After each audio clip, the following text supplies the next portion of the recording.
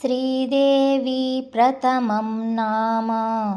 द्वितीयममृतोद्भवा तृतीयं कमला प्रोक्ता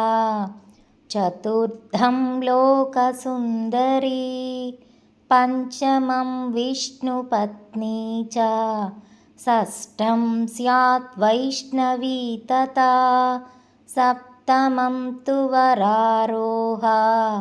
अष्टमं हरिवल्लभा नवमं सार्ङ्गिणी प्रोक्ता दशमं देवदेविका एकादशं तु लक्ष्मीः स्यात् द्वादशं श्रीहरिप्रिया द्वादशैतानि नामानि त्रिसन्ध्यं यः पठेन्नरः आयुरारोग्यमैश्वर्यं तस्य पुण्यफलप्रदम् श्रीदेवी प्रथमं नाम द्वितीयममृतोद्भवा तृतीयं कमला प्रोक्ता चतुर्थं लोकसुन्दरी पञ्चमं विष्णुपत्नी च